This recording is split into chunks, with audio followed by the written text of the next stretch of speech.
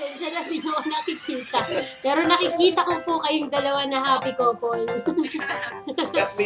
Let me show you kung nasan kami. Ayan. Wow! Balik ko ilang oras lang. Tapos, lalo na pag summer noon, ako napakainit. Lalo na pag may nag-birthday dun sa lugar namin. May video okay pa, no? Pero, pag weekend, ang dami mong pera. Yun lang. Oo. Dami pera doon, pero tawag ko rin sa kanila mga bulabog boys yun. Sa bagay. Kung customer bigla mo, hey, qualify mo na, ganyan. Oo. So, very comfortable na. Most of the time, sinasabi ko, I can do that. Are you familiar with this? I've heard that before. I've read about that before. I know I can lang magbenta. Pero, What scares you? oh, Hello mga kamamshi! Nagulat ba kayo? Well, pasensya na kasi excited lang po talaga ako today dahil mayroon tayong chichikahin na hindi lang basta home-based dad, kundi siya po ang owner ng isa lang naman sa malaking group dito sa Facebook with almost 90,000 members. So, malamang kasama ka or member ka sa group na ito na tinatawag na Filipino Freelancer Online Home-Based Job. Wow! So, yun. Nasipa aking table. Well, bago ko pa ipakilala sa inyo ng tuluyan yung ating guest for today, I would recommend that you subscribe and click the bell para notified po kayo sa mga upcoming videos natin dito sa channel. So, kung ready na po kayo, magsisimula na tayo as in, now na!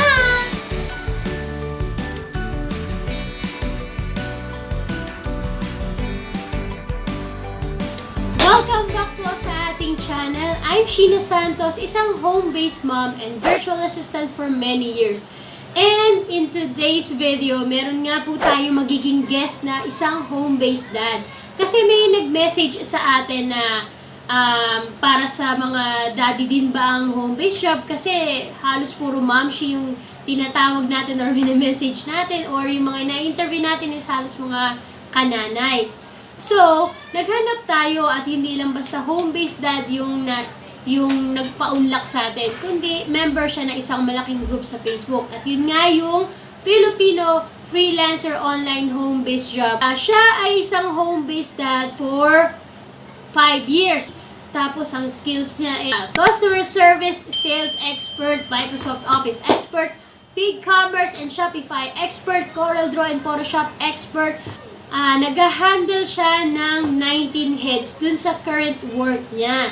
Sa isang client lang, US-based business retailing on special occasion dress online. So, imagine nyo na, meron siyang ina-handle na 19 members at meron din siyang almost 90,000 members sa Facebook. So, malamang member ka rin sa group niya.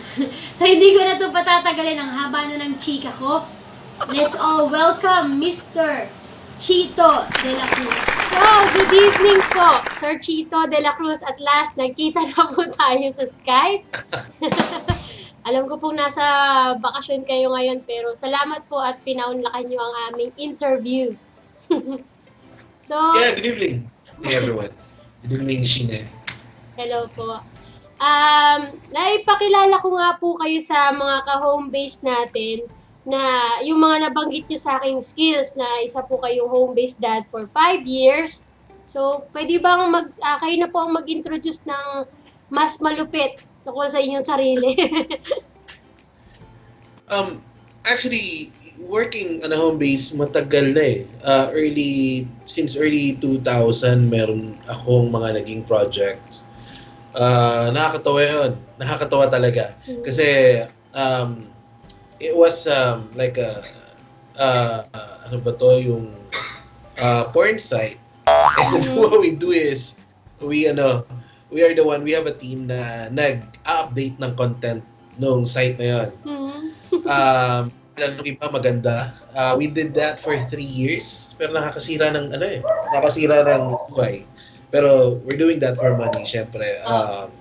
Food for the table, that's what's important. And, what we do is we need to watch at least 4 movies a day and then write a review. Gather the content, what happened, the costume, the settings, and everything. That's what we do. So for 3 years, we did that. Aside from that, hindi ako kontento kasi though medyo maganda na yung sweldo, sabi ko I can still work more and earn more. So, nakatawa to. Nagkaroon ako ng isang racket, nakakatuwa si from Canada. Sa Upwork galing to. And store siya, sex toys. Pero hindi ako sa logistics lang ako. Okay lang. So, naging ako ron, supervisor ng logistics. Okay. So I have 4 people working with me. Medyo mabigat kasi 4 na tao lang eh. Tapos may isang pasaway lang doon, medyo mahirap na. Bago pa lang yung business. Actually, yung first ko na job, bago pa lang talagang fresh yung business, kami yung nag-set up. Yung furniture. Along with that, nag-work ako 4 to 6 hours para doon sa logistics company. Nakakatuwa kasi, siya kasi sex toys. Siya yung every Monday merong tawag dito, parang product training, and I requested sumali ako ron. Kami dalawa nung kabady sa logistics. And then nandun din yung sa customer service, and nandun din yung nasa fulfillment department nila. And so every Monday, Canadian yung nag-demo kung ano ba yung mga toys na mabenta, kung paano ba siya ginagamit, kung paano siya... Actually, I shouldn't be there, pero just for fun. During those times, I was still with yung furniture. Umuwi ron kasi mga 4 calls a day lang yan eh. Wow! Hindi toxic. Yeah, walang ka-toxic talaga. Pinili ko yun kasi kahit mas mababa yung rate. Wala lang. Ayoko lang nung mahirapan. Oo. I'm sorry, sabi ko, I can't do it. Meron akong, talaga yung isang job na mas, sabi ko na kailangan din ako nun. And, sabi ko, mas naman it's not that, he's a better guy or it's a better business, but actually, I already parang promised my service to him. Parang doon na nag-end yung relationship yung business relationship namin ng Canadian. But nakakatuwa siya kasi he's the one who gave me yung budget para makabili ng 4K monitor, 27-inch. It was a Dell 7-inch na 4K. So siya yung nakaset up dun sa bahay namin sa Pampanga ngayon. And ang sarap mag-work doon especially for heavy spreadsheets. Kita mo. So, 27. So, after noon, nakakatuwa kasi November, December, sabi ko, ayoko muna magtrabaho. Ulit ng iba, ayoko muna maghanap ng ibang racket. Pagdating na January, tinawagan ako nung boss ko. So, sabi ko, this is unusual. Kasi nagre-ring pa lang yung Skype. Every time tumatawag to, it's either bibigyan akong bonus or may problema sa ginawa ko. Ayun. So, after ko sagutin, nag-usap kami, and I just broke the news na i-end na raw yung business. Parang, toinks. Toinks. Sabi ko, may offer doon sa kabila ganda. Ganda ng offer sa for $11 yata. The department yung hawakan ko. Sabi ko, pinili ko tong isa kasi petics. And then, nawala. So, pag nagbiro talaga ang tadhana. wala ko na magagawa So, parang hanap na ako, nag-update na ako ng resume ko. And then after 3 days, kinontak ako ng client ko, yung sa furniture. Sabi niya, may bago tayong project, this type of business, parang ganun din. And I want you to be part of it. Kasi medyo matagal na kami nagkasama, parang mga 2 years na kami nagkasama. So, sige, sabi ko, what am I gonna do there? Sabi niya, ito yung hawak ko ngayon sa kultura. Okay. So it was an online store for women's clothing, mga special occasion dresses. Akala ko gagawin niya ako customer service, pero tinanong niya ako sa data. So, content gathering, nag-start doon, and then updating ng inventories, hanggang dumami yung pinagagawa niya. Hanggang lumaki yung business, pinahawak niya sa yung data team, which right now is a 7-man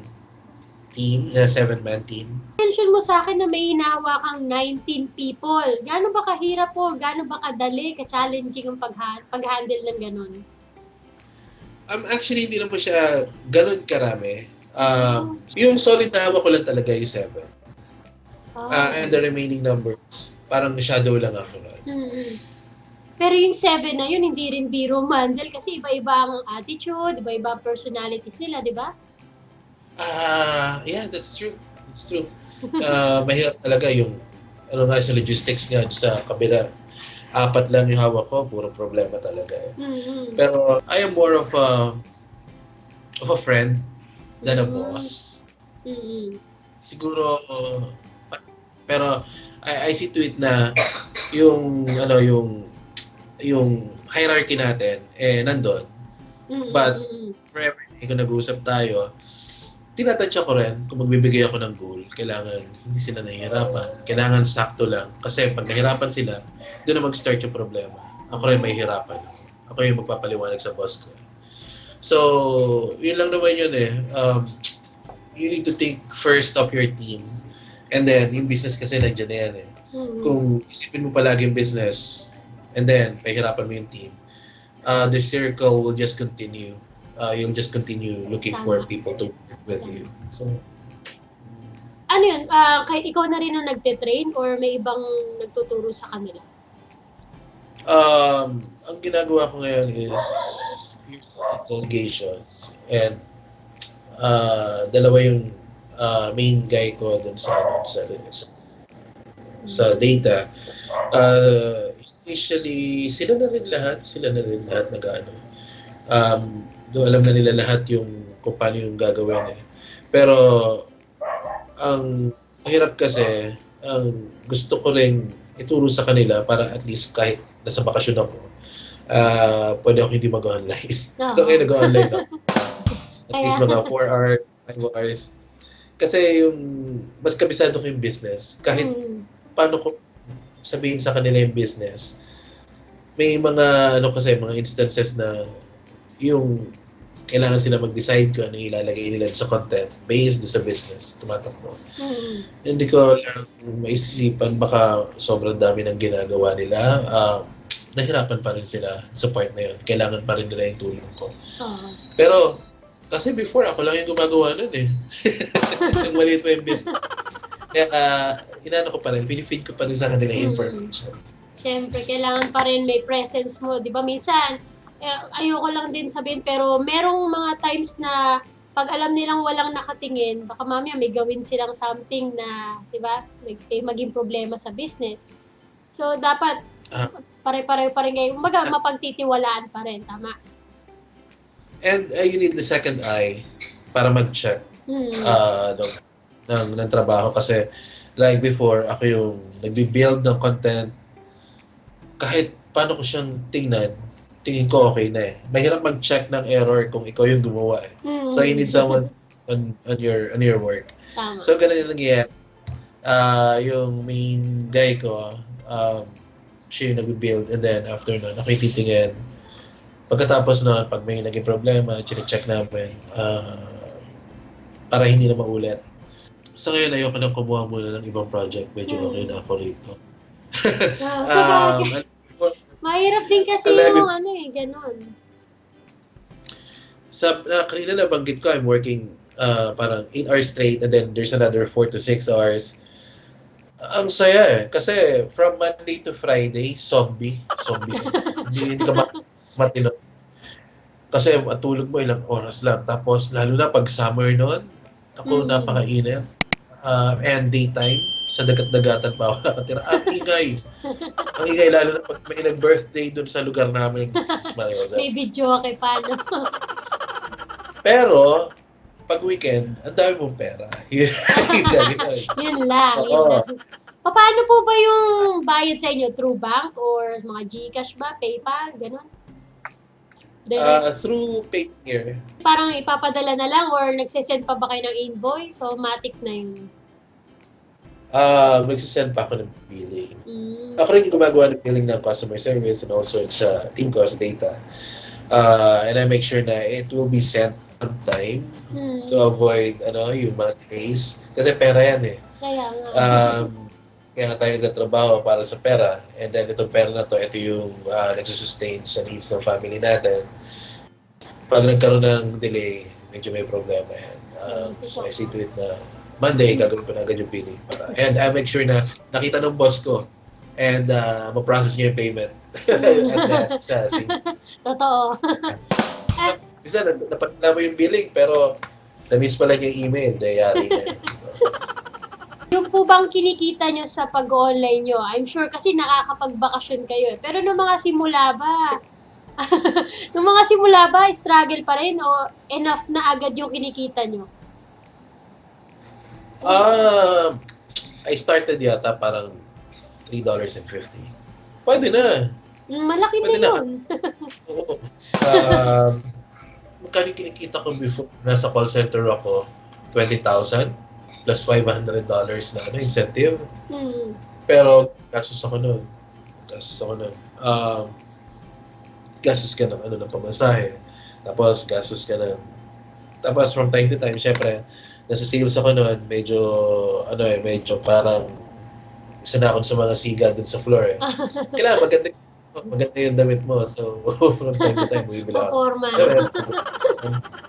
Forma. Pero nung nasa bahay na syempre, $3.50, pwede na yan. Pero it won't end there.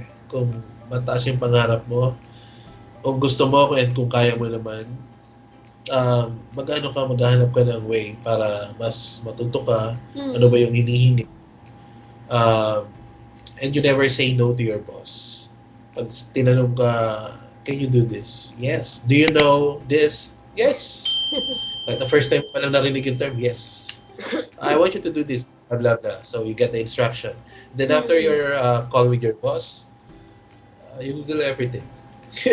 Gusto ko pala magre-research. Kumbaga, kung hindi naman kayo familiar, aralin nyo. Kumbaga, mag-yes ka muna, tapos aralin mo, ganun ba? Hindi mo pwede sabihin no. Kasi pag sinabi mong no, kukuha siya ng ibang tao para gawin yun.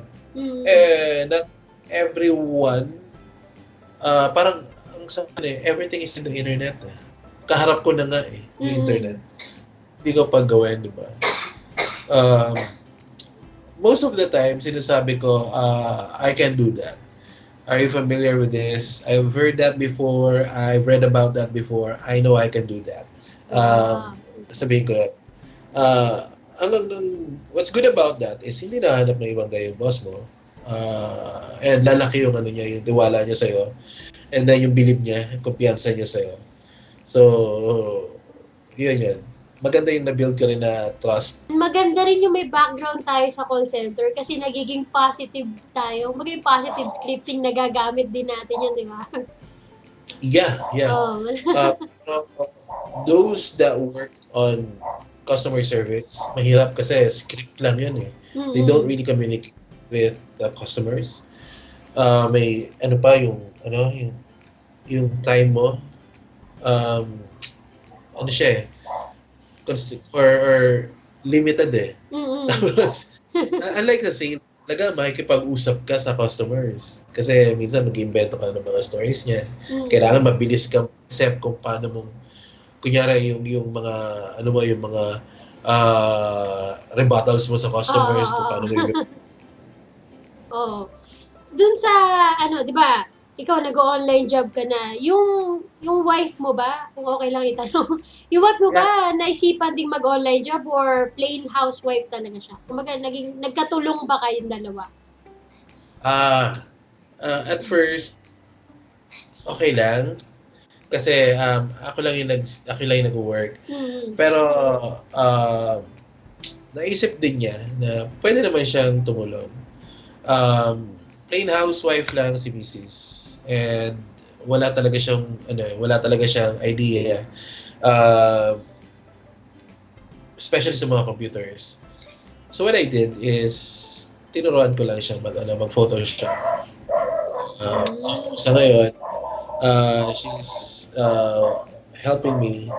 Mayroon akong dalawang tao dun sa graphics team. Ang ginagawa lang naman is nililinis yung image, tinatanggal yung mga Background. what do you call this, yung watermarks. Watermarks. And then, pati yung mga frame size, binabago pag medyo hindi siya akma dun sa requirement ng website namin. It's a little bit tedious, pero it's doable. Hindi siya ganun komplikado. So, sabi ko, magpapa-apply ba tao? Ito-train ko na lang yung misis ko. And she's been doing it for more than a year. Almost 2 years na yata. Wow! Medyo expert na siya dun sa task. Nakakatuwa naman kasi kami dalawang mag-asawa pareho rin kami. Ako naman yung nagturo dun sa asawa ko nung nag-decide na siya na gusto na rin niya mag-online job kasi basta on the spot, bigla na lang hindi na siya pumasok, ayaw na. Nagpaturo na sa akin. And until now, halos 9 years na rin siya nagtatrabaho kasabay ko. Pala, Sheena, if I may ask, ako naman mag-interview ng konti. Sige. Paano yung project mo? Yung sa akin kasi, nag-start ako na data entry. Alam mo, sex toys din yung hinahandle ko. Talaga. Sexologist yung yung client ko nun. So, nakaka-relate talaga ako. Tapos yun nga, lahat halos natutunan ko lang sa pagre-research. Tapos yung asawa ko, pareho kami, data entry din siya. Tapos ngayon, napunta siya sa accounting. So, ang layo nung naging background niya, lahat yung natutunan lang sa mga videos, tutorials. Pero ngayon, ang ginagawa ko na, ni-specialize ko na yung skills ko sa email automation, sa mga email marketing. Kasi mas nagustuhan ko na, mas na-enjoy ko na siya. Pero halos lahat nung ginagawa ko sa VA, natrabaho ko noon, except sa pagko-call, yung mga calling, ayoko kasi noon yung mga cold calling. Yung parang nagbebenta yung mga telemarketer, ayoko noon. Pero nag-call center din ako. Dami pero doon, pero tawag ko rin sa kanila mga bulabog boys yun. Sa bagay. Yung customer bigla mo, hey, qualify mo na, ganyan. So, very comfortable na ako magbenta, pero nahirapan pa rin ako pag yung mga ganyang cold calling kasi kailangan mas magaling ka eh. So, bilib ako sa mga nasa ganyan. About dun sa group mo na may 90,000 members, paano mo na-handle yun? Kasi diba ako, may group man ako, sa 300 lang. Halos minsan hindi ako maganda o gaga pag ang dami nagko-comment, nagme-message. Paano mo na-handle yung ganong kalaking group? May kasama tayo check ng mga post doon. May mga guidelines na kami kung sino yung and also we're maintaining yung style mismo ng grupo.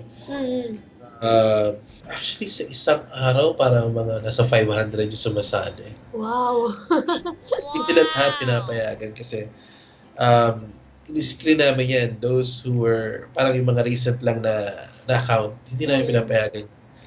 Kasi tagal-tagal na ng Facebook eh. Tapos 20 years old ka na eh. Account mo last month lang. May gagawin hindi mo sigurado. Ba't di ka pumasok rito kung dala yung real account mo. So, that's one.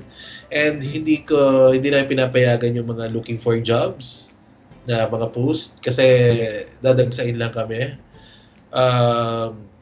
If you really want to get a job online, you need to look for it. Hindi lalapit sa'yo yung trabaho. So, corny eh. Papasukin lang, doon lang magsisimula yung mga scam na ganyan eh. And also, hindi ko pinapayagan yung tawag dito, yung mga English, ESL.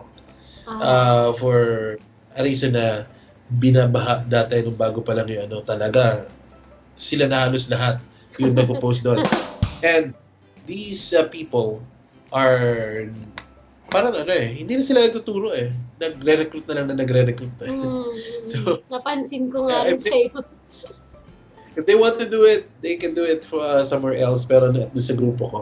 Mas gusto ko yung mas legit, mga legit na mga trabaho, high paying yung na-post doon. Plus, kung talagang yung inquiry mo is kailangan mo talaga ng tulong,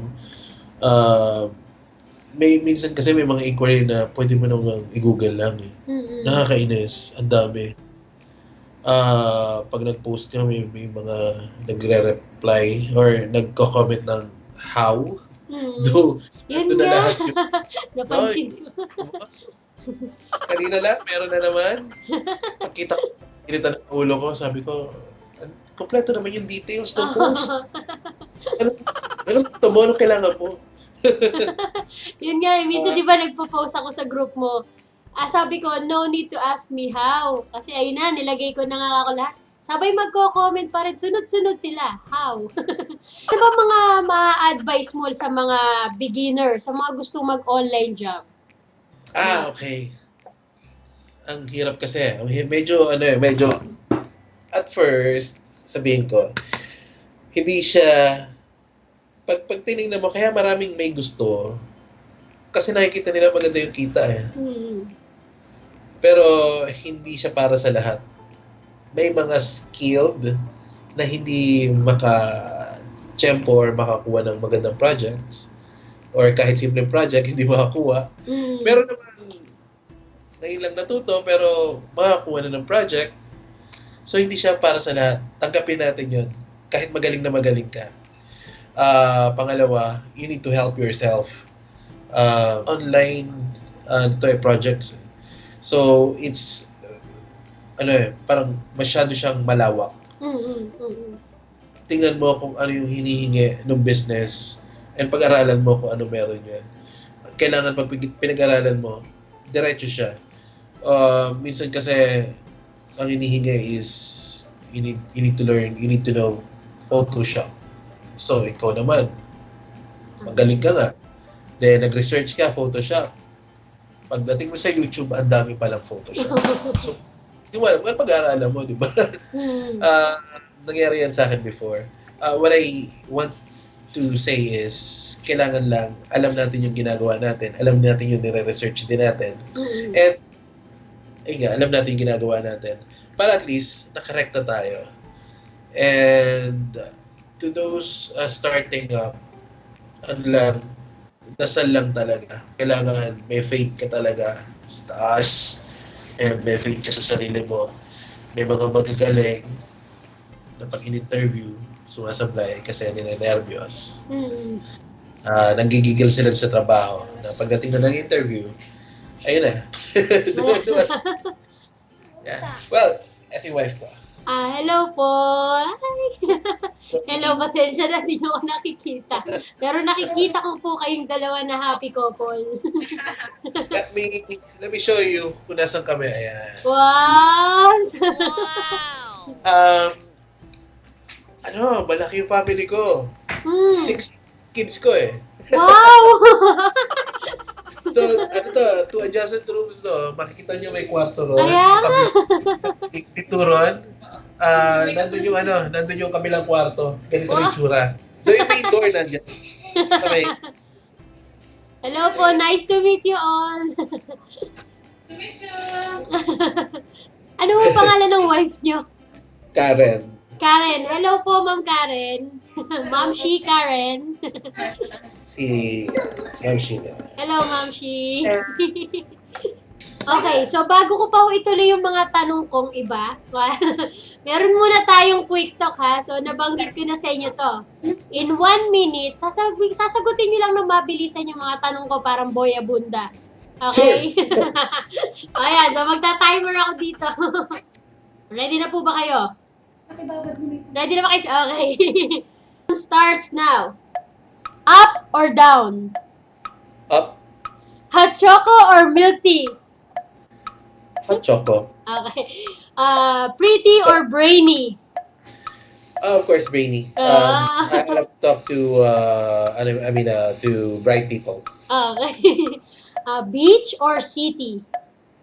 Of course, beach. I love to relax. Umalis Tama. na ako sa city. I live in a province now. Pera po ba or love life? Pera, of course. Kasi I need to, kailangan ko ng pang-sustain dun sa mga loved ones. Okay. Kung animal po kayo, ano po ba kayo? I will be a bird. Ano po yung bird? Oo, kasi mataas yung pangarap ko eh. Wow. And also, kailangan free ako. Ayoko nung nakakulong ako. Ayoko nung nasa isang lugar lang ako. Okay. Ano po ba ang favorite yung flower? Ayan, last one na. Flower, I'm just a simple guy. Asa pagita lang ako. Okay, teka. Kahit, last question, ihahabol ko na kahit tapos na yung 1 minute natin. Ano po, what scares you? Oh. I'm scared to be alone. Alam ng wife. Matatakotin talaga ako, pero ang pinaka-ayoko yung ako lang nasa isang lugar. So, lagi nyo kasama talaga yung family nyo or yung wife nyo? Wife ko talaga. Oh, sweet naman. Cheesy. How are you as a home-based dad po? Sa mga anak nyo, sa asawa nyo, kumbaga, maigpit po ba kayo? Or nahihirapan ba kayo i-balance yung time nyo sa pag-work? Madali lang kasi most dun sa mga gawaing bahay si Mrs. yung gumagawa. And ako medyo strict ako sa mga bata talaga. Kasi importante sa akin yung foundation. So kailangan tama yung foundation. Pero para at least dala nila yan hanggang paglaki nila. And kasi ang goal ko talaga ever since is to be a good provider for my family. Para at least alam nila yung kung ano yung gusto nila, kung ano yung gusto nila, mabigay ko naman. Kung tama lang. Okay. Nakakatuwa naman po.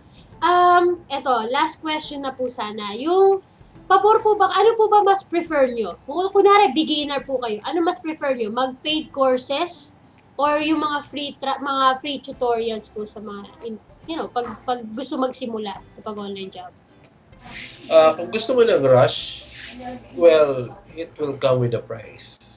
Pero kung mahaba yung oras mo, and you know what you're doing, again, what I've mentioned earlier, lahat na sa internet. Pabor din ako dun sa mga paid training. Kasi may natatanungan ka. May mga tao na kahit andyan na, basahin mo na, hindi pa rin nila nakukuha. Kasi mas mabilis sila kung merong magtuturo sa kanila. Advice niyo pa sa mga ka-home-based dad niyo po na gustong pwedeng sa mga bago lang or kahit sa mga tenured na. Ano ba mga advice niyo sa kanila? Ano lang talaga, tiyaga lang talaga. And habaan yung pasensya nyo. Tapos, keep on researching. Kasi it's a continuous learning process. Hindi tayo pwede mag-stick kung ano yung alam natin. May mga bagong technology na lumalabas from time to time. So we need to learn it. So para makapag-deliver tayo kung ano man yung nire-request ng client natin. Okay. So yun po, maraming salamat Sir Chito. I'm sure marami pong kaming natutunan. Marami rin po yung mga kasamahan natin na natutunan sa inyo. Maraming salamat. Sana po ay may natutunan kayo sa naging video natin for today with Mr. Chito de la Cruz. Lalo na sa mga ka-home-based dad natin na gusto ring sumubok or gusto ring magsimula sa pag-online job. Sana na-inspire po namin kayo through this video. And again, I'm Sheena Santos. Inaasahan ko po sana na makita-kita tayo sa next video natin at mag-subscribe po kayo para sa mga upcoming uploads natin dito sa channel. And have a great night mga kamamshi! Bye-bye!